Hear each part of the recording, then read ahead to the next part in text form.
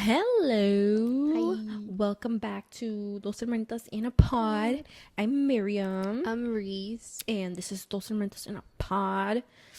We have no pups up here right now no, because 'cause they it's just had hot. a meal. So they're Yes. both laying on the floor. It is so hot today, y'all. And yesterday was 100 degrees. Today was 99. And apparently this isn't even the worst because it's still getting kind of cool at night. And the worst is when it's 100 plus outside and like 90 at 3 in the morning. Not this Wednesday. I think next Wednesday I saw it's going to be 107. Stop. Yeah. Stop. Yeah. Just story. Stop. I wanted to start this episode with me like this. Like I'm at a therapist's office. Because I feel like that's what I need. Yeah. This week was crazy. Oakley needs to come sit here in the middle and do some therapy on us. Oakley needs to but come this give is us how I felt therapy. this week. Yeah. I feel like I was going through the 7 stages of grief in regards to the world. I was in denial. And then I was angry yesterday. Not the whole day. Just like in the afternoon when I got home. And then today I'm kind of like, not in acceptance, but almost like, what is it called when you get used to something? Maybe we should look up the 7 stages Denial? of grief. No, I'm not in denial. It's almost like, Avoidance. like, no, what is it called? Like, I'm desensitized to the situation of this world. I'm numbed. And I'm just like, whatever, man. Si me tengo que ir a México, me voy a México y ya. ¿Qué voy a hacer? You know? Ni modos. like, what am I supposed to do? So, but don't worry. Panic will set in eventually. What do you mean? I don't know. With myself, with my brain. Like, I'm chilling. And then I'm like, wait. And then I go watch Succession. and then I forget about the world. But yeah. So, yes. But I'm back. I'm back today. I'm ready. I'm ready for us to have a little conversation together, sister to sister. Have a good time here, because that's what we're here to do. We're here to escape the world. Literally. Literal. Ganando, como siempre. Siempre estoy ganando, como siempre, ¿ok? Oh, Angelica? No, Evelinda. When did she say that? Okay. Ganando. Hola, Evelinda, ¿cómo te está yendo? Ganando, como siempre. Yes. ¿Angélica se llama? ¿O? Ángela. Ángela. Oh my God. Se lo olvidó. Se me según. fue. Yes, but happy Pride Month, everybody. Happy Coming to Pride the end of Pride Month. I think today was the parade in San Francisco. Yes, but yesterday I went with my friends to Dolores Park. We sat there. It was amazing. The vibes were immaculate. The energy was high. Literally, figuratively. Yeah. It was awesome. Got to hang out with my friends. Got to experience some good energy. At first, I was like, I'm not going to go. Because I live kind of far now. But I caught a ride with my friend Daisy. We hung out. It was good. We hung out with friends. We chatted. I got so chill. Daisy has these 2 backpack chairs that she got from Costco. Oh, cool. We look like they were big. Oh. Here I am hiking up this hill in Dolores Park. But honestly, those came in clutch, dude. Yeah. I was laying there. I almost fell asleep twice. Dang. I was like, don't fall asleep, you're in public. But But I used to fall asleep in public all the time when I was taking BART. yeah, I didn't like that you used to do that. I couldn't help myself, dude. I just couldn't help myself. I was so exhausted. I would just put my backpack on, go like this, go into the corner, fall asleep. That's so so many times unsafe, that I missed dude. my stop. That's so insane. I know. But BART was like different before. It were way more people. Yeah. Like I was exactly. I was in the very corner, like by myself, you know. And I was surrounded by so many people. Like I'm pretty sure I was fine. Okay. I survived 5 years of that. Napping. Not every BART. day. I tried not to, but there were days where I just couldn't do it. Yeah. I would just doze. I know. And then when I finally wake up, I would be pretending like I wasn't asleep. Dude, you're one of those. I was like this. She's like risen. trying to make my eyes look like they're normal. They're not like all red. You're just like, Helena,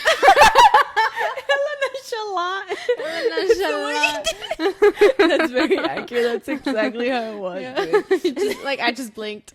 And then get off in Pleasanton. Like that was definitely my stop. Like my stop Like, was you didn't one miss stop it, ahead. Yeah. Yes, it was so funny. One time I got off and my zipper was down and I didn't notice. And I get off the train. I'm just standing there waiting for my next train because I have to go back because I missed my stop because I fell asleep. And I looked down, my zipper was so down, dude. Bro. The other day when I went to the grocery store, my zipper was down to the whole time. Luckily, my pants had like a flap that covers yeah, it. so it was awesome. Or else it would have been the thing would have been everywhere. Yes, but why did I start talking about that? Because you used to fall asleep on park. But before that, you missed your stop. You would get oh out. no, I was falling asleep at Dolores Park yesterday. But yes, it was awesome. Highly, highly recommend. Really lifted my spirits. Yeah. It just like physically you can see how many good people are in the world, how many like people who are not afraid of being themselves. Like you physically see it and it proves it to you. And you're like, you know what? We're gonna be okay. You know? Yeah. In my head. But yeah, it was awesome. Same time next year for sure. Maybe you can come next year. It'll be awesome. I saw on TikTok, you know the jail St. Quentin? The what? The jail St. Quentin? Okay, so there's this jail St. Quentin here in California. Oh. It's like a hard jail. I think it was like where like really, really bad criminal people would go. But now they brought it one level down, so it's not like as high criminal people. Like second tier.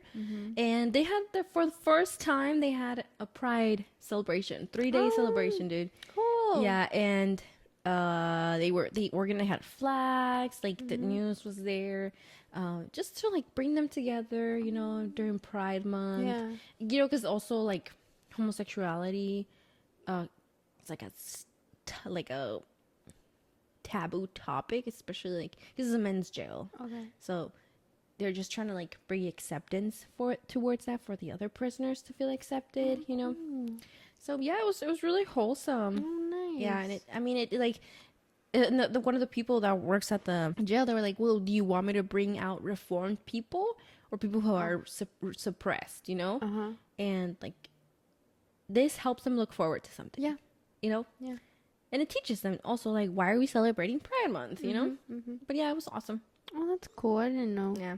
Like they brought activities and stuff? Yeah, and they had like a group performing. I think it was from the like actual jail people. Yeah. Oh, that's so cool. Incarcerated people. Yeah. Yeah. So where did the higher up criminals go now? I don't know. Okay. That's just what I saw on TikTok. Yeah. But it was wholesome. I was sitting on the toilet like nice. Heart. Or you bookmark. I bookmark. Yes. Been eating a lot of Takis recently. Give the recipe. I'm obsessed. Give that recipe. I love it's insane. It's just like a classic topic. And it's not insane. Well, I can't eat it. No, but I love Takis con limon. My mouth's watering. I know. Limon. But like hella, so you have close your eyes, bro. Limon. But like you have to do like 2 to 3 lemons, so you can have a lot of caldito at the bottom. The yellow ones. I was using some of the green ones because Daisy cut me some up before we went to Dolores Park yesterday, but we never used them. We just went raw. So yeah, at least 3 to 4 not 3 to 4, just 3 limones, 2 to 3, so you have enough juice at the bottom. So and also so your takis can stay like soaked in the juice, because the soft, you would think of crispy, but if they're soft, they've absorbed the lemon, so it's like more saturated when you bite it. So lemon, but I was doing it with Valentina, but tapatio is actually better. Tapatio, this is the crazy part, y'all. I know it's too much. You gotta add some salt. I know there's already salt in the takis. You gotta add some salt, sprinkle it on top. Sometimes I cut tomato, like Roma tomato, and I put it in there, dude. So good. Oh my god. It's so good. I love it. But yeah, that's why my fingers are super red. Yeah. crazy. I could make myself like another bowl of that. Dude. I already had it for with my lunch. Really? Oh my god. Yes, I love Takis. I prefer Takis over Cheetos. Cheetos sometimes make me feel a little sick because they're puffed, so they have like more oil. Yeah. But this like the tortilla, it doesn't feel as oily, so I don't feel sick. The Cheetos sometimes make me feel a little nauseous. Oh yeah, that makes sense. Yeah, but it's like my go-to snack right now. That's what I'm obsessed with. First, I was just eating plain lemons with salt. Yeah, a lot of that. Yeah. Like my teeth were starting to hurt. I had to stop. Yeah. I'm thinking I'm gonna have to cut back on the Takis soon because I feel my teeth like gonna become a little more sensitive. Although they're pretty strong though. I can bite like my ice cream. Not today, but one day we will talk about our teeth experience. Oh my god. It's wild. I have insane. dentist trauma. I don't trust dentists. I feel like the dentistry industry is not regulated enough. Yeah. It's like, how come I'm going to one dentist and getting one opinion here, and I can go to a different dentist the next day, and it's a whole different thing.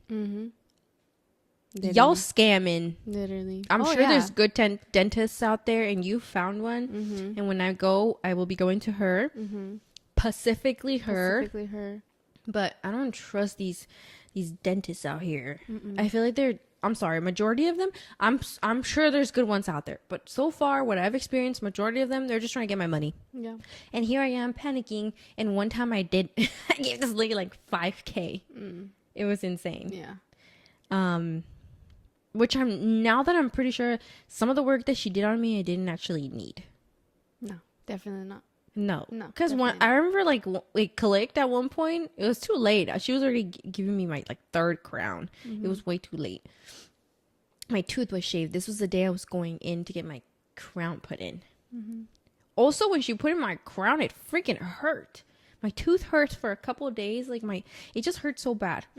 And I don't really like one of the crowns she did because it has a different color. Did she choose it? I don't know. She didn't have me choose it. They're supposed to have you. Really? Choose them. Well, they're supposed to show you until you think that one matches the most.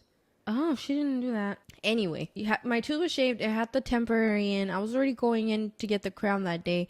And I was like, why is she I kept thinking about why is she putting a crown on this tooth? Like, I know it had a cavity, but enough to shave it down and put a crown in? That's kind of most even your dentist, she won't do crowns on you unless she knows this is the final option, because we're in our 20s and you need to keep your teeth as intact as possible as long as you can, because this is your set of teeth for the rest of your life. Literally. So that day when I went in for my crown, I asked her, I was like, so what was wrong with my tooth exactly? And she pulled up the x-ray. I'm like, I'm not a dentist. I'm not a radiologist or whatever. I can't read this. Yeah. But my tooth looked fine because I could compare it to the other teeth. And I was like, she was like, yeah, you see this, blah, blah, blah, blah. I was like, okay. Is that one dentist that I went to? Yeah, in San Leandro. Yeah. I went in and she was just they sat me down. Should I name drop this bitch? No, it's fine. No, okay. They had me sign a bunch of stuff, and then she just came in super fast, sat down, started talking to me super fast. They were like, where are your parents? I was like, I'm 21. It's just me. And I was in the parking lot. Yeah. And then she was I was like, I ain't going out there if I don't have to. Yeah. And then she was like, okay. She started taking snapshots of my teeth from the inside. She's like, oh yeah, all of these. I was like, all of these what? She's like, yeah, all of these have to go. We're going to put crowns in all of them. Your whole mouth. My whole mouth. You're 21. I was like, my front teeth too? She's like, yeah, all of them. We're just going to fix all of them. And I was like, oh, why? To crown up your whole mouth. I was like, 21. So you want implants. You want basically a set of new teeth to just do the whole thing. And she was like, yeah, because this one is really going to need it. I was like, what's wrong with it? Y no me decía. She just wouldn't tell me what's wrong with it exactly. She just kept saying, yeah, all of these have to go. I was like, girl, no, they don't. I was like, trust me, I'm here because one tooth is bothering me. Yeah. And I know what's wrong with it. It broke. Yeah. Was this after you bit that rock? Yeah. Did we tell the story? No. I'm not going to name drop because this is a business and they messed up, and I know they messed up. They should have handled it a lot differently. And I'm still this upset. was a loved business. This was like we used to go here almost every weekend. Every weekend during the pandemic. We were eating this food since we were kids. Since we were children. Yeah. We were going to this restaurant. Yeah. They have the craziest wet burrito. I still think about it, but this was the culprit. Yeah. This was like, I loved their horchata there. I would go just to buy their horchata on weekends. Like, that was my Friday treat, you know. Just a little horchata. During COVID, we'd go because they'd had a little window on the outside where you could go pick up your food. So we'd put on our masks, go get food, and go eat at home. Oh, yes, so we ordered some wet burritos. And the best. They have como frijoles, arroz, carne asada, and then on top una salsa como roja, y luego like guacamole y crema. Yeah. ¿Verdad? Está bien rico. It was super good. Amazing. Y pues, we were eating it. We brought it home. So we were eating it. And then I was like... Yeah, you were just... Estabas comiendo... Mom creo que estaba comiendo unos sopes, unos tacos. No, Mom wasn't there. Yeah, she was there when it happened. Yeah. Oh, shoot. I blacked out. She was there when it happened. I was just focused on my burrito. Y ya casi llevaba como la mitad. And I cut it. I bit it. And it was just like pain, dude. Okay. Why are you laughing? Just this story's crazy. Like, this was like this rock was your biggest up, dude. Yeah, like, dude. you after this, like, spiraling happened. Yeah, like, that was like a decline of everything. Your mental health. Yeah. Your physical health. It was already like, honestamente, I didn't have rosacea before. And I've started. Your skin was perfect. My skin was like fine. It was. I had really tough skin, dude. Me daba cuenta. I had like acne, and I'd get rid of it. Y no quedaban cicatrices. It was just teenage acne. And it wasn't even nuts. It was like aquí uno, like right here. Pero ya había llegado like spots. college. It started clearing up. You know, I was like, cool. It wasn't even anything crazy though. But you had like no scarring. No. That's why I say I had tough skin. Like the scarring was, there was no scarring, ¿verdad? So my skin. That's why I think my skin was tough. You know, estaba bien. It was fine.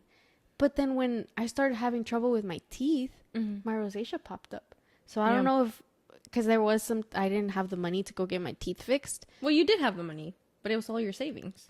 Yeah, it would basically been all my savings. Yeah. And then I'm thinking, because she's in college at this point. Yeah, like, she's not working a job. No. She's going to Berkeley. She's getting straight A's. Like, we understood, like, you're not going to get a job. You're just going to focus on school. Yeah, I needed the grades so I could keep getting the scholarships and the financial aid, you know? Yeah. So I was like, okay, si tengo el dinero to pay everything that I need, I'll save whatever's left, and that's my savings, you know? At the end of my college career, I'll buy a car so that I can drive to work. Oh, I'm sorry, that was the plan. Sis. That makes me so sad. It sucks, dude. That's what I'm saying. Like, dental work is so expensive, and I understand why it's expensive. It's your teeth, but also it's your teeth. You need them. Why is it this unattainable? You know? And during this point, like, you're on Medi-Cal also because I'm a student. You're a student, right? And then the school insurance is just crazy. Yeah, I had to waive it so I could prove that I would have my own insurance each year. So I'm eating this burrito, and then I just feel pain, and I'm like, okay, what did I bite? Because like, on a scale of 1 to 10. 10, dude. Like, instant pain. I think I stopped talking porque it just, like, imagine your teeth bite down. Because you're biting full force. You're biting full force. You don't expect anything to stop you. So I bit down hard because I'm eating. And then I was like, oh. And I think I spit the whole thing out into a napkin. And right there is like a little rock. It wasn't even little. It was like a rock. good I size. still have it. It's like a treasure. A treasure. It's like a little it's rock. Pretty big. Yeah. It's not like a little, it's away. pretty, it's like a boulder. It's like this big. It's the size of a bean, big. like an uncooked bean, you know? Yeah. So this is for sure what happened, dude. They always tell you wash your beans and you sort through them to take out rocks. Mom always told us. Mom always told us this. Well, hasta mis tías know. Like, everybody, you gotta clean your beans. There's rocks. Yeah, there could be rocks. And they look like your beans. They didn't do that, actually. I'm guessing they didn't do that. They didn't sort through them, which probably because they have to cook fast. Pero now there's a rock in my food, you know? And it broke my tooth. Like, it split it, and half of my tooth just fell out. And you can't do anything after that. Like the whole tooth has to come and out. it You wasn't can't like, rebuild onto that. It was It was a break. a molar. Yeah, it was the second to last tooth on my top right side. It's a molar, dude. And those are essential and expensive. If it's a molar, it's expensive. You got to rebuild the whole thing. So I had to go to the dentist to get it looked at. And then when you do that, you go to an endodontist to get the whole thing taken care of, you know? So that's the person who's going to rebuild. You got to do some surgery. Yeah. The guy that I went to, that was the worst dentist I have ever been to in my life. And at first you think that's good. Yeah. Yeah. I've been to a dentist who bruised my face. Like, and this being worse than that, it tells you something, dude. Like, the way he pulled my tooth out, which I understand, it's probably hard to pull a tooth out. Like, it's a molar. And I'm 20, I think I was 21. At this point, I'm an adult. Your tooth is in there, you know? He numbed me, but then when he pulled it out, like, I could still feel pain. He ripped the rest of my tooth out. And he was just, like, very, how do you say it? Not aggressive, but very forceful with it. You know, and I felt very uncomfortable. Because not only, like, this is a man. Yeah. I didn't feel comfortable. Yeah. And then they had to do like this rebuilding of basically it's like a little bridge, you know, like they have to rebuild your like your bone, like because my jaw is there, you know, my bone was there, so they had to do a little implant of bovine material, and then so I could get a screw.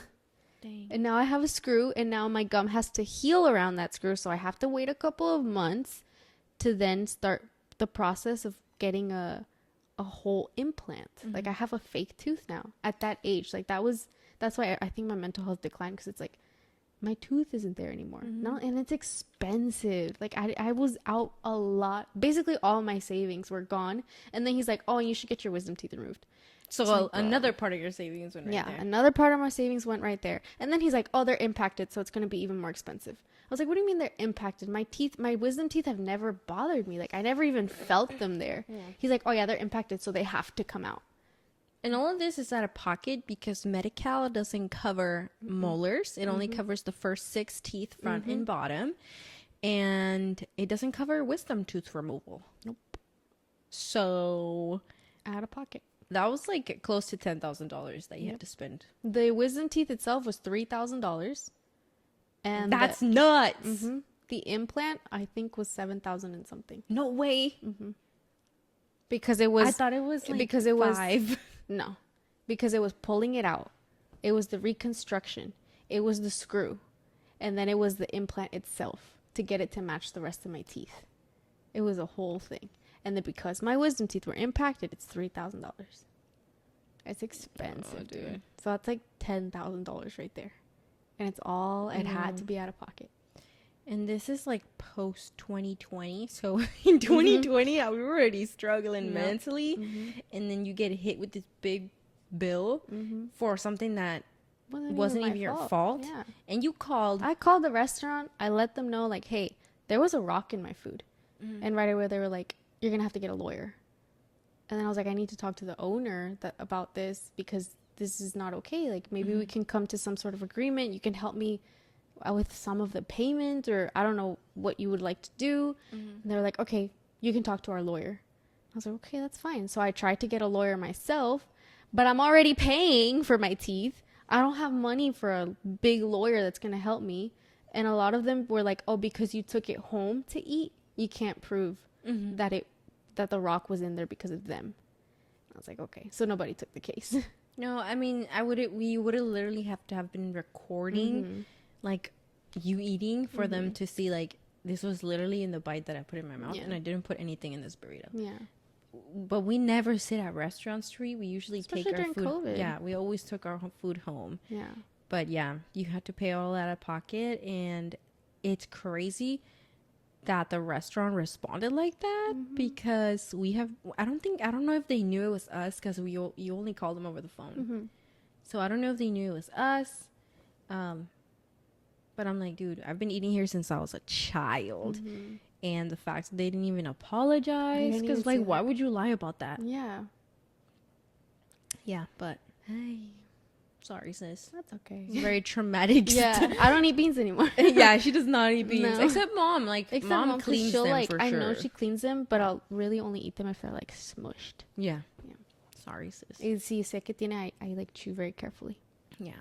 But that dentist, the initial one that told you had to get all your teeth done, she did my 3 crowns, and I remember sitting there and waiting for her to come into the little room with me, and I can hear the other conversations that are going on. Like, this is what they do at this dentist. This dentist, San Leandro. I can hear them having a conversation with another patient about how he's gonna have to get all this stuff done and how it's gonna be like $6,500. And that's when I was like, this is weird. How come every single person here is getting thousands of dollars worth of work? Yeah. That's what Best? they do. That's why I don't trust them. Yeah. And then I went to your endodontist, dude, because my wisdom teeth were impacted and I was in a lot of pain. I thought it was what was it? I thought it was just like post-COVID things.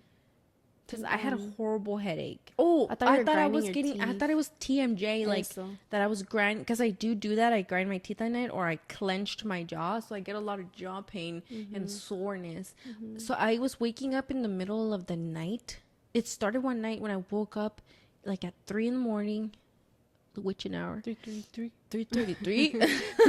No, I and know. my head hurt so bad, like my nose bridge. It just hurt. It felt like I got punched. I thought I was getting COVID. So I took some Tylenol. I went back to bed. It kind of calmed down. Wake up the next day. I'm still feeling the pain. It's not COVID. I'm taking Tylenol like every 6 hours. Yeah. 2 500s. Yeah. And it's not keeping the pain down. So I go to this dentist because I'm like, something's wrong. He tells me like my wisdom teeth are coming in. Like, that's why I'm in so much pain. So I also had to pay out of pocket for that. Because I was also on Medi-Cal because it was my last year in college. And that thing was not cheap either. But that was like the worst dental experience of my life. Besides the other dentist. Because I was so scared that I was going to die. Like, I don't like... Under anesthesia? It was just gas. Yeah. Yeah, I didn't do IV. But still, he put the gas on me, and he didn't even count or anything, and I just was breathing, and then I was out. I was done. So I wake up in my dream, in my laughing gas dream, and how I wake up is because I feel like you know how we'll see now, like a speaker when it's playing, you can see the boom, and it goes, like that's what I felt like in my head, like dude, and I could see the circle like expanding going like this. And I woke up and I was like, what the hell? But I was under. And then I'm like, what the hell? That's so scary. Like, I'm tripping out. Like, this is why I can't do drugs, because I would go into psychosis. Like, I'm not, like, my brain cannot do that. Yeah. So what do I say? I'm trying not, like, I know I'm scared. I'm like, don't be scared. Don't be scared. Don't be like, you're not going to die. You're not going to die. Think of something. Think of the ocean. Think of the ocean. And I'm like, no, wait, I'm scared of the ocean. And I could see the big ocean. Like, don't think about the ocean. Think about space. Think about space. No, wait, I'm scared of space too. And I'm like, okay, wait, think of a rainbow. A rainbow. Imagine yourself walking on the rainbow and flowers. Like, that's the thought that's in my head. And then I hear a heart monitor. It's like beep, beep, and beep, and then it goes beep. And I'm like, I'm dead. Like, sorry, Papa, I'm dead. Like, I'm dead. I'm gonna die. I'm dead. Like, I'm like, this is it. I'm not gonna wake up from this. That's what I'm thinking about when I'm under, dude. And I was so scared. And I could see my funeral. I could see the casket at the end of the aisle. And then I think I started breathing through my mouth. And that's when I started to, like, come to. And that's when I started to feel pain on my right side. And when I started making noise because I felt pain, he asked me, do you feel pain? And I said, And he injected me again. And I think that's when he hit a nerve. And I have, like, nerve damage on my right side of my chin. I cannot feel anything right here. It feels like just, like, a tingling, like little, like when you're numb. Yeah. That's like what it's not waking up. No. Or and it's been in the like process of 5 waking up. years. Does it feel like that? I just feel just like tingling. It doesn't feel like this where I can feel my nail on my finger on my skin. It doesn't feel like that. It just feels like tingling. Dude. Yeah. And I knew something was wrong because you got super sick after your wisdom teeth removal. Oh yeah, I had to stop taking the. Dude, she was like Quagmire. Yeah, I was so swollen. I think I just responded really badly to the antibiotics, and She couldn't eat for 3 days. I couldn't eat. I couldn't keep any food down. I couldn't keep any liquids down. Like everything just came back up. There was some sort of liquid leaking out of one of the removal sites, and I could like taste it. It tasted like dentist. It's so weird. I wonder what that liquid was. Because mine didn't, but it was that. I know it was just coming out of there, and the swelling just wasn't going down. And I know if anything, it was getting worse. It was just like I just kept swelling up, and she looked like Big Mama. Yeah, and I couldn't. Obviously, I hadn't eaten in like 3 days, and I'm on antibiotics, and I wasn't gonna take their pain medication because it was like hardcore drugs. Yeah, I was like, I'm not gonna become a drug addict. Yeah, I was like, I'm not gonna take this. So I remember I couldn't even get up. You would wash my face for me with a rag. Remember? Yeah, I was like heating up like rags so I could kind of dab her face. Yeah, no me podía bañar because I couldn't move. If I moved, like I was gonna throw up. Está tirada. So then I think my 3rd day, I was knocked out for a good amount of the morning. Like I couldn't even do my lecture. And you called for me and you told them like, hey, she's not doing well. And they told you to bring me in, and he injected me with something. Yeah. And it started going down. Like immediately. And a couple hours later, like I was feeding you cup of noodle. Yeah, I could finally eat. Yeah. But that was crazy. I remember like hearing her getting up to throw up in like middle of the night, and I just had to put on my headphones because like if I listen to her throw up, like I'm gonna throw up. And you had your wisdom tooth removal 1 week before me. Yeah, so that scared me even more. I had a hole in my mouth from the tooth they had ripped out. Yeah, so I was like, is this gonna get infected? Because this is trying to heal too. And I'm throwing up. Pero for my wisdom teeth removal, I was aware. Like, you couldn't hear them talking? Your brain is strong, dude. Because I was gone. You were gone? I could hear their whole conversation. But you just didn't feel any pain? I mean, I could feel pressure. You didn't leave your body? You didn't go unconscious? No. I was listening to their conversation. Like, at one point, for this bottom tooth, I could feel that something felt different from the rest of the 3. This last one felt different. Like, I could hear it break. And then he was like, oh, it broke. Like, he said it broke. Like, oh. Yeah. Then he's like, this one's going to be really hard. And then I heard him say, this is one of the hardest removals I've ever done. And I was like, bro, why would you say that? You're conscious. And then he said because it broke into a good amount of pieces. Because sometimes they break in half. They break them in half to get them out. And easy. You take them both out, right? He's like, no, this one broke into pieces. So now he has to take the pieces out. And he's like over here getting upset and like frustrated with my teeth. And I was like, okay. But before he got to this 4th one, he finished these 3, right? He left with his assistant. Another assistant comes in and puts me on oxygen to bring you wake back, because he thought they were done. So he started waking me up, and I was like, there's still a tooth. Like, in my head I was like, there's still 1 tooth left. And then the doctor comes back in and he's like, she's not done. He was like, oh, okay. And he turns the whatever it is, the laughing gas back on. I was like, bro, you're about to wake me up. I think it's nitrous oxide. I was yeah. And then I was like, okay, I'm not done. Like, I couldn't talk to him because there's like stuff in my mouth. I can't believe you stayed awake the whole time. I just kept listening to their conversations and saying the alphabet backwards. You're like that brain me was like glowing. You're just so proud your brain is powerful. So I was like, in my head I was like, I need to stay awake. I need to be aware. I need to know what's happening. Because that's why I can't fall asleep in places. I need to know what's happening. No, dude, I don't feel safe. Like, you're out. I was out like 2 seconds probably. I was like, I need to know everything that happens. So I heard him get frustrated. And when he said this one was hard, I was like, oh, shoot. A ver qué pasa. That's not even your fault. Yeah, I was like, well, he broke the tooth. It happens. Fish him out. I hope you get all the pieces out. I hope so. Like, please don't leave any in.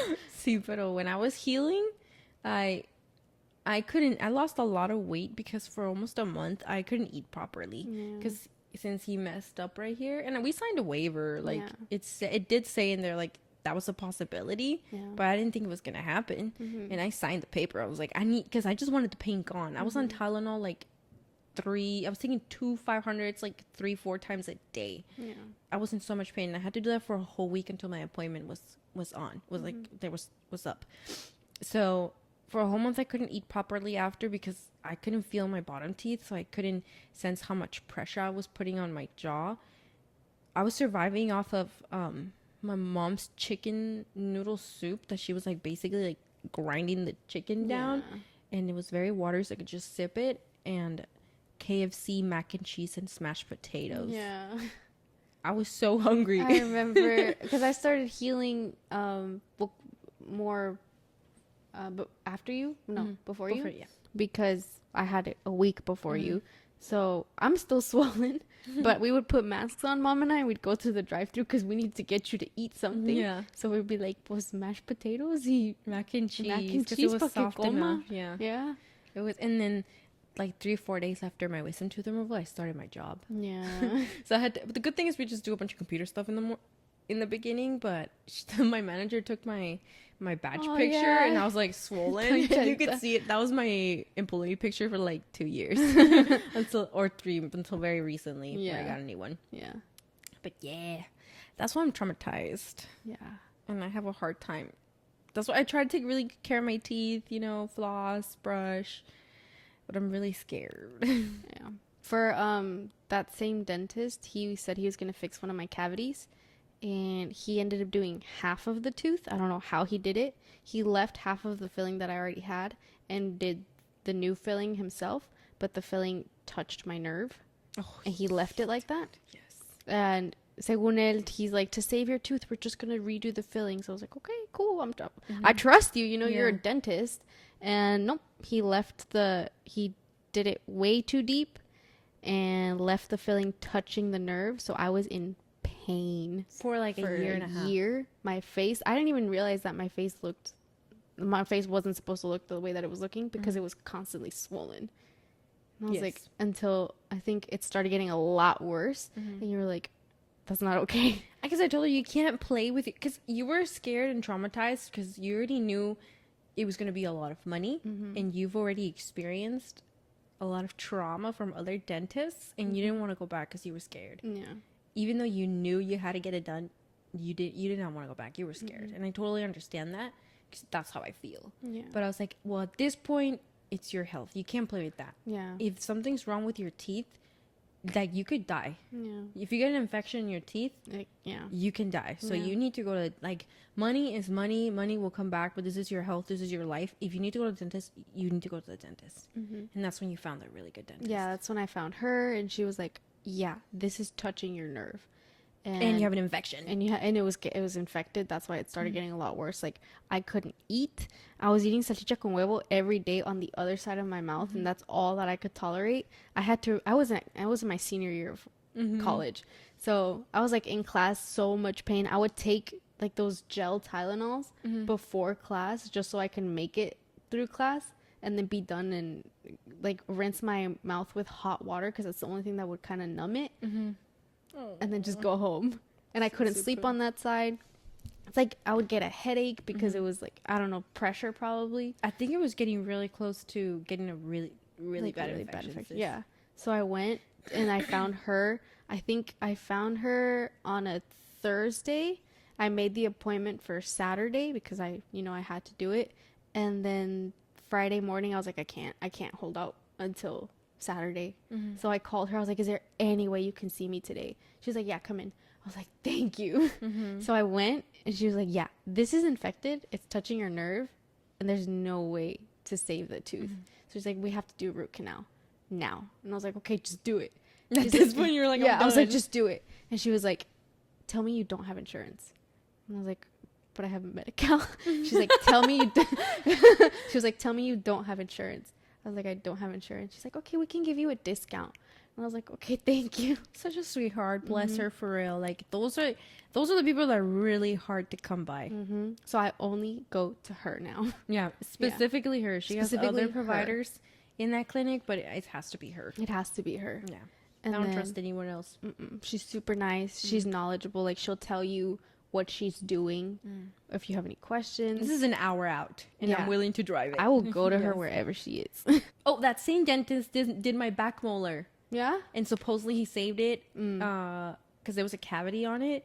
He saved it. He took out the cavity part and put in a filling, and he charged me $800 for it. Bro, and he didn't, there's too much space, there's no contact between the teeth, so whenever I eat something like chicken, meat, bread, it gets stuck there and it hurts so bad. I carry floss wherever I go now, because after I eat I have to go to the bathroom and I gotta floss it out, and it's fine. And I know I have to get it fixed, but I'm scared. I know, but like, I'm telling you, when you go to her and I'll go with you. Yeah, She's hold my hand. I'll hold your hand. I can sit in there with you. Yeah, she's super nice, dude. Yeah. She, because mom went in, she was like, do you want your mom in here with you? And I was like, she knows my age. But I was like, yes, bring my mom in. Bring my mommy in. Yeah. I think I can be in by myself, but I just need someone's support system right there in the lobby. Yeah. Yeah, but she's super sweet. And they have TVs.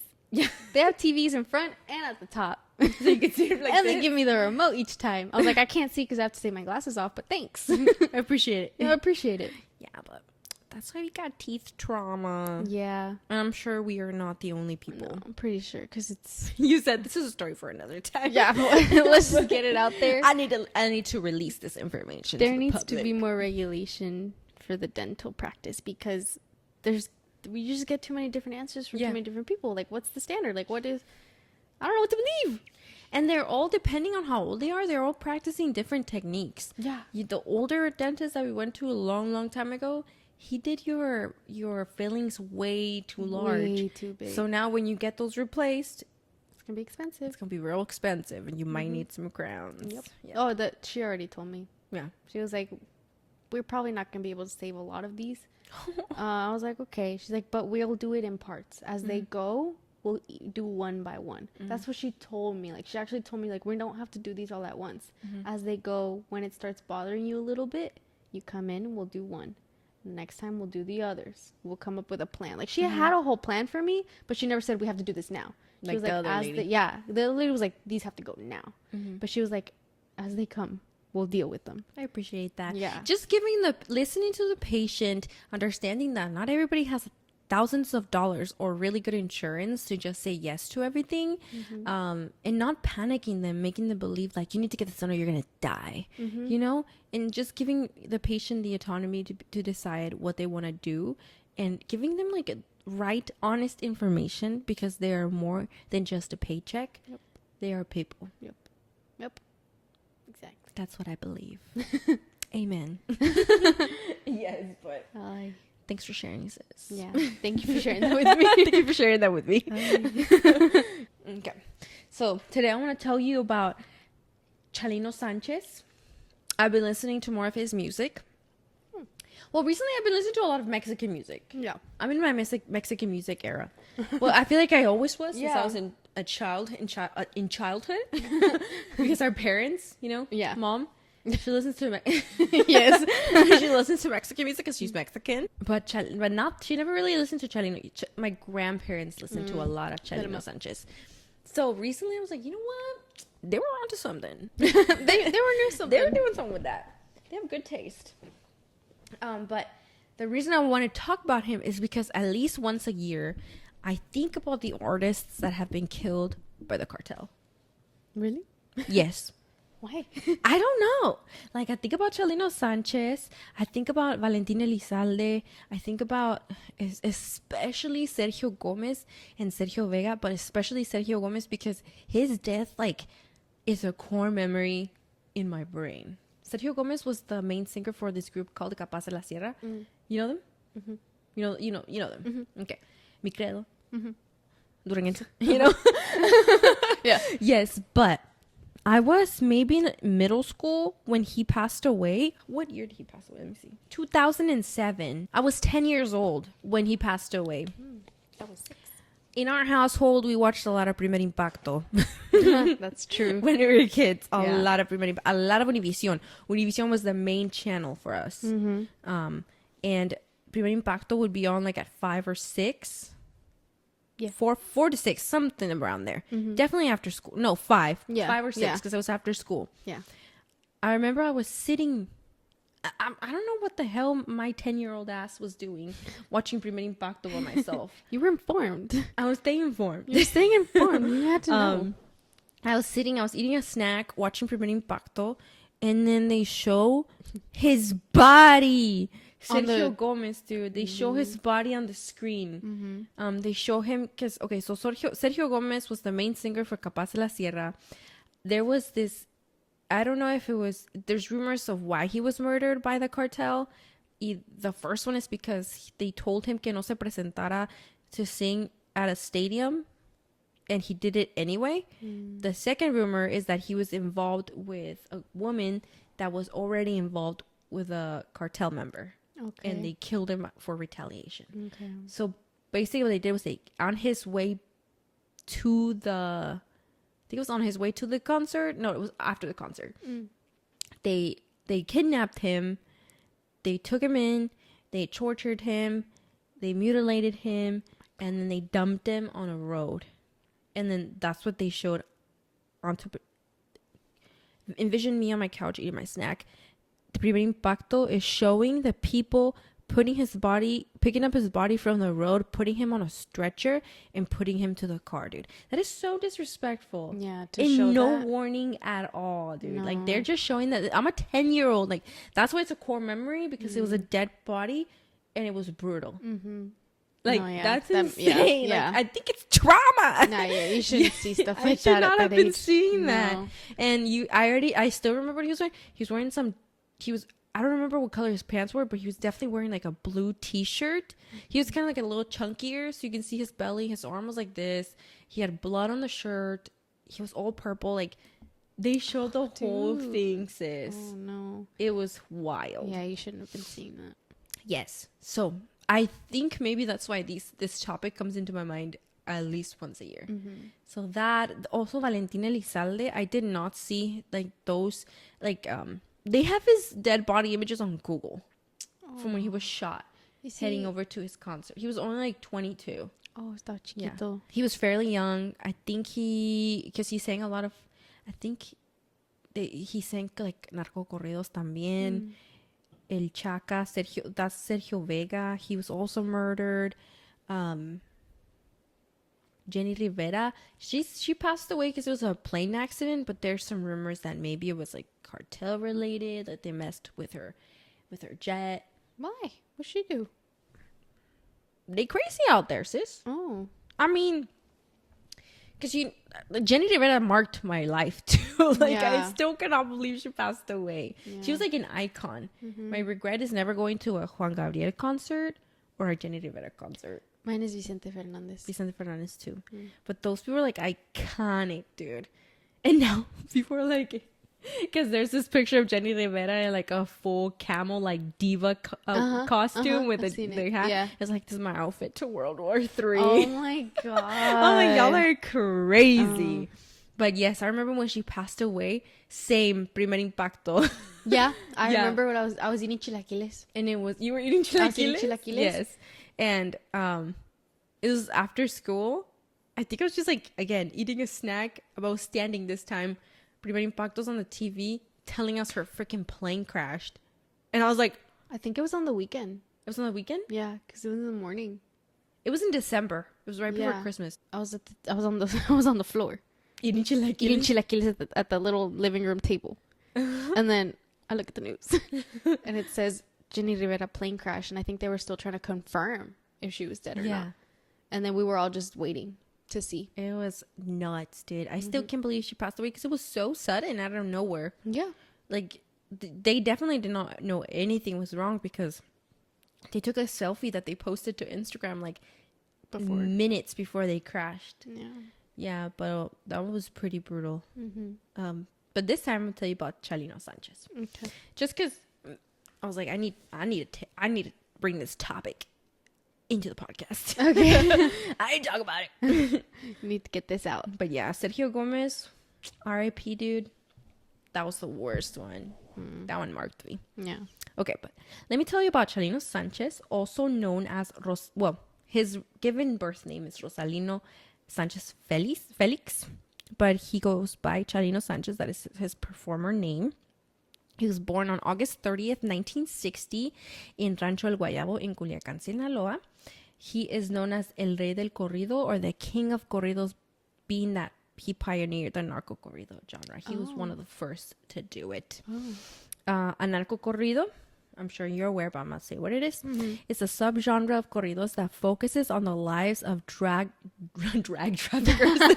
Drug traffickers. Yeah. The corridos can focus on specific drug lords, cartel battles, and the life and wealth associated with the lifestyle.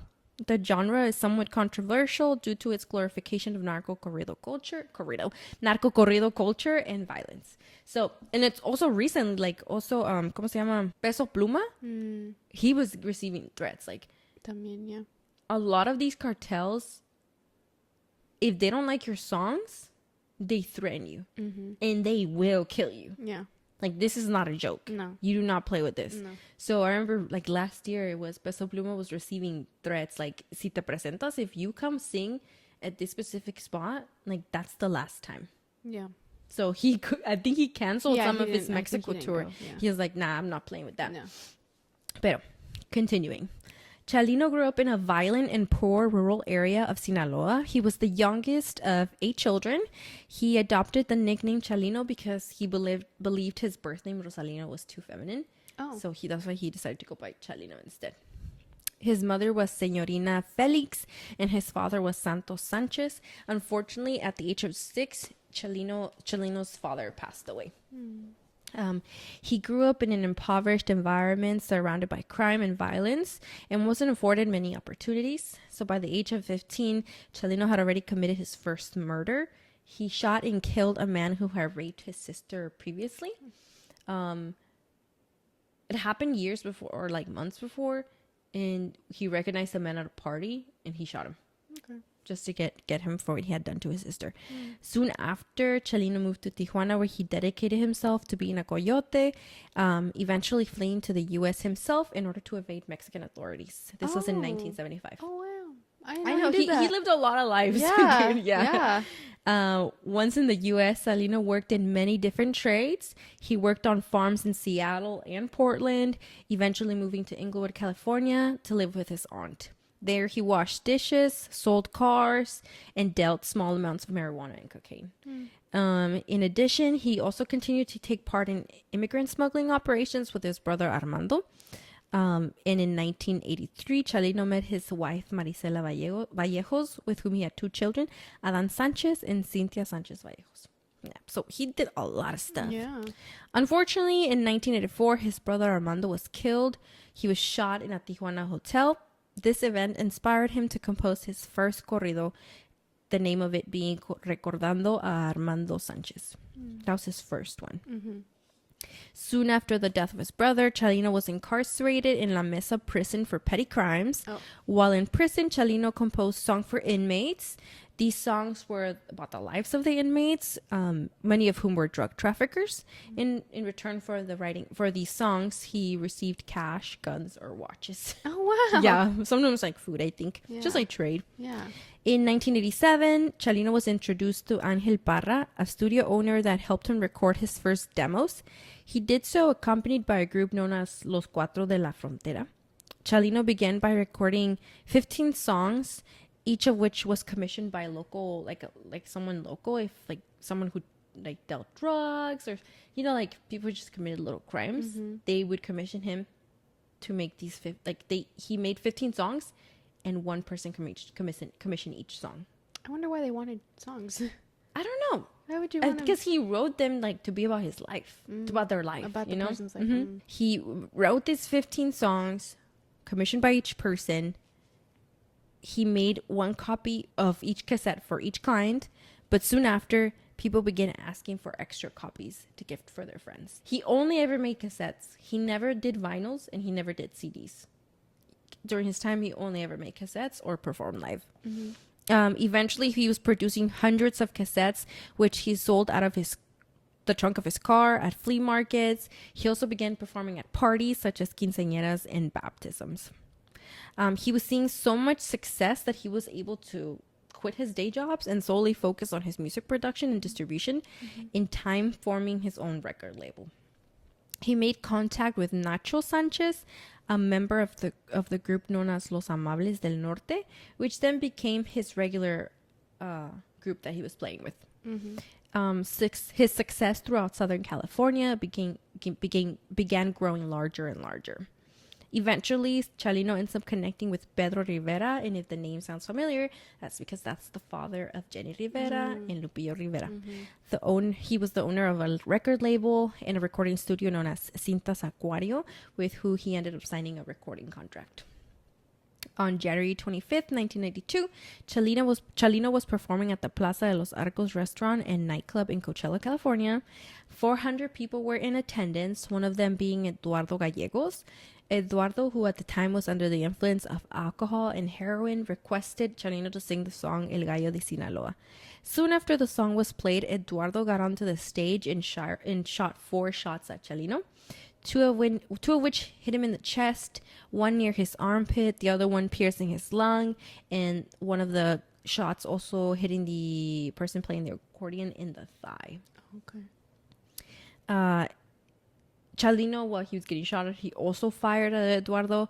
I think it was just one time, but his gun jammed, so he ended up just throwing the gun at Eduardo. Unfortunately, his shot missed Eduardo and hit a 20-year-old audience member, and by the name of Claudio Rene Carranza, and he ended up passing away, unfortunately. Eduardo was wrestled to the ground by a bystander, and when he was being wrestled, his gun shot him in the mouth. They both were taken to the hospital and survived. Obviously, Chalino survived. Eduardo also survived, but he was convicted of attempted murder and sentenced to 20 years to life in prison. He actually received parole in 2023. Oh, recently. Okay. This shooting helped skyrocket Chalino's popularity and sales, especially if his song Nieves de Enero, which was a non-narco song, was receiving a lot of more radio plays on the radio. So he was up. Yeah. He was up. His career was going up. He was looking good. People loved him. He became so popular that at his next performance after the LA club, the place that he was performing at, it had reached capacity 6 hours before he was even due to perform. Whoa. Like, people were there peaking. Yeah. With the spotlight and the increased popularity of the 1992 shooting, Chalino began to get nervous and began fearing for his life, especially because of the themes that he would sing about. He was singing a lot about, drugs, drug lords, but he was talking about real life. So he knew people weren't like certain people were not going to like that, even though his fans loved it. So he was getting really nervous. I think in order to try and kind of move away from the situation, he gave away his gun collection to his friends, and he sold the rights to his songs. I think he was trying to get money, because with this money he bought a house for his family. So I don't know if he maybe thought that something was gonna happen and he was in danger. So he was getting prepared. Yeah. Oh, okay. On May 16th, 1992, Chalino was performing at the Salon Bugambilias in Culiacan when he was handed a note by an audience member. And I'm pretty sure you've seen this video. It's a very famous video. He was about to sing Alma Enamorada. He was literally, the song was starting to play. Somebody came on stage, handed him a note. And then you can see who hands it to him, but you can see the whole, it's crazy that this moment is captured on tape. He gets the note, he opens it up, he reads it. He's smiling. He's having a good time. He's performing for people. He's having a good time. He's smiling. He opens the note, he starts reading it, and you just see his smile start to fade. He goes serious, fuck, as he's reading this. He crumples it up. He looks up to the audience. He gets his hand, he's wearing his hat, and he just wipes sweat off he looks stressed, dude. He puts the note away, and he starts singing Alma Enamorada. Do you know what the note said? They don't know exactly, but people say it was a death note. That somebody was telling him he was gonna die. Yeah.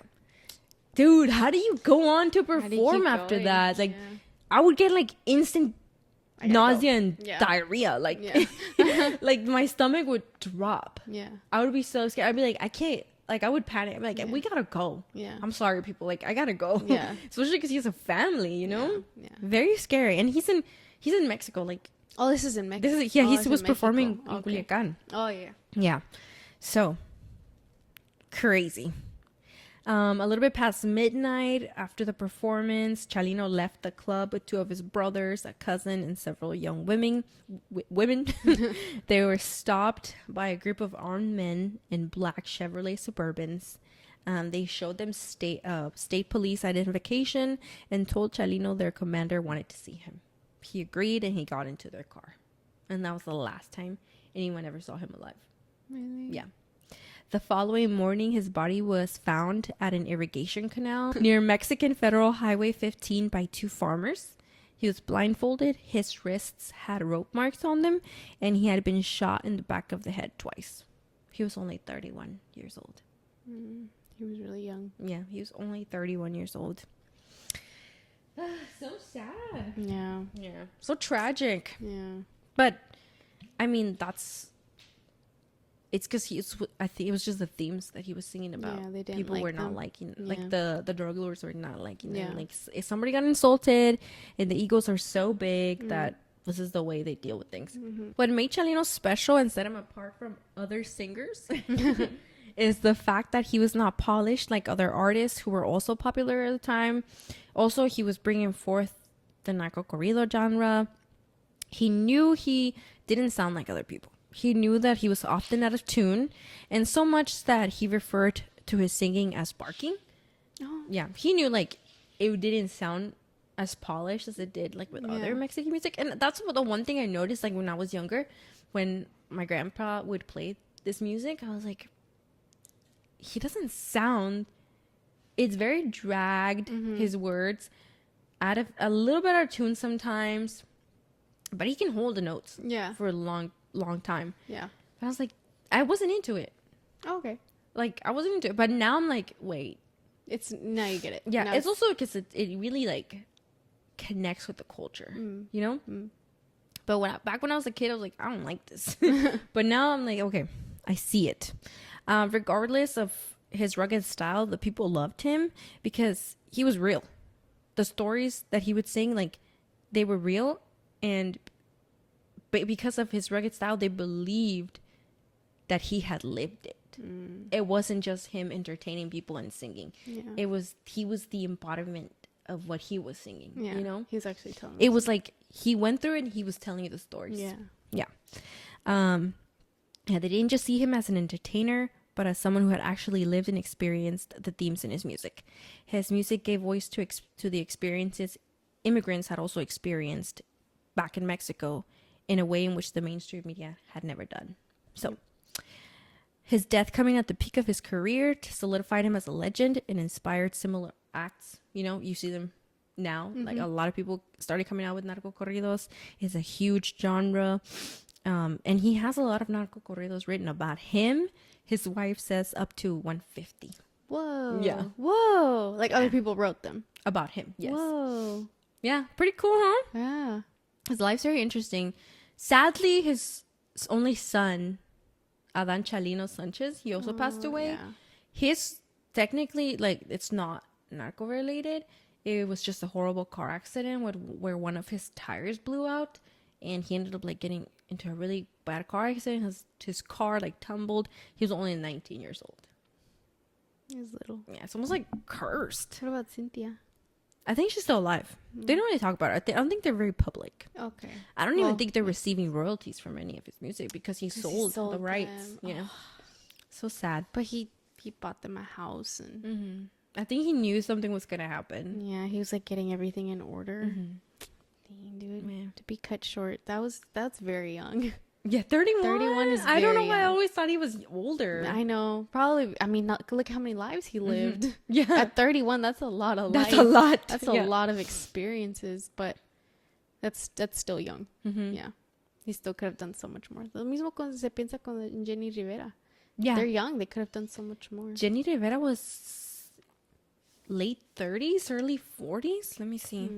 I think, yeah, because it's just so out of nowhere. It really hits you like, whoa. Yeah.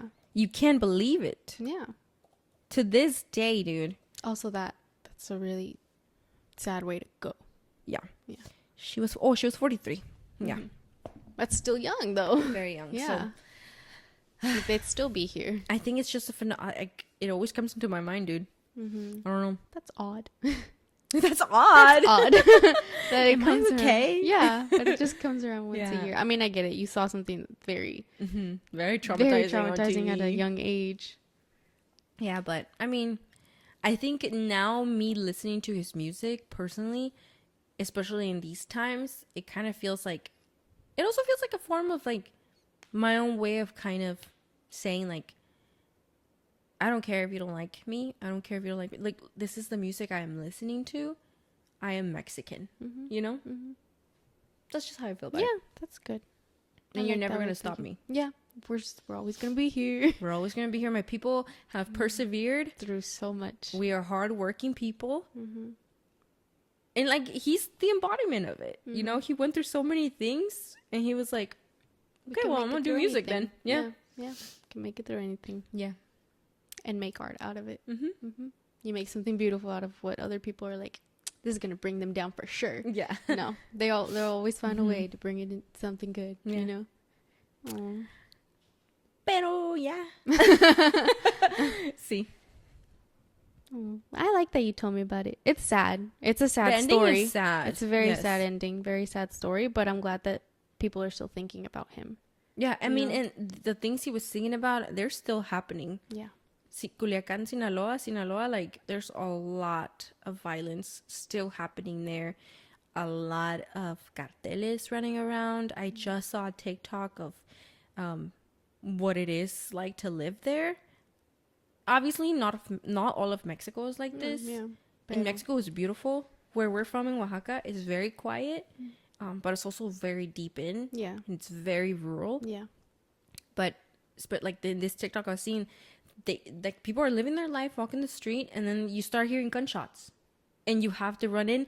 The stores close their metal things. They bring them down. Like, they already know what to do. They're prepared. Yeah, because it's their routine. It's their daily. Yeah. Yeah, and I think there's a lot of people there who, like, they have curfews. Like, the cartels have curfews on them. Yeah. They can't go anywhere. Like, sometimes they can't even go to work. They can't go to school because, like, people are just getting killed. Yeah. You know? So it sucks that he was thinking about this stuff 30 years back. And it's still happening. Yeah. And God knows how long it's going to be going for. But then you think about it, that it's important for someone to do something like that, because sometimes that's the only way people find out. Yeah. They hear this song and they're like, oh, I wonder if this is real. They'll look it up and they'll keep looking into it, you know? And some of the songs are not for him, but for other people. They've written songs about actual real people, real cartel leaders, drug lords. So, yeah, I mean, it's a sad situation that's still happening. Yeah. But yeah, thanks for listening to my story. Thanks for telling me. Maybe I'll do a different one day. But I feel like his is it's important. Yeah. It's a good, because he was the pioneer. Yeah. He was the person who started and pushed narco corridos to the mainstream. And we're still listening to his music. Yeah. Yeah. You know? I like his voice. Yeah. Yeah. I think I just, you know, when you're younger, you're listening to certain things and you think that I was listening to Justin Bieber, y'all. Yeah. Like, I was not listening to Chalino Sanchez. Yes, but now, Now it brings you back to... And it also reminds me of grandparents. Yeah. You know? So, yeah. Brings you back to your people. Reminds me of my grandparents.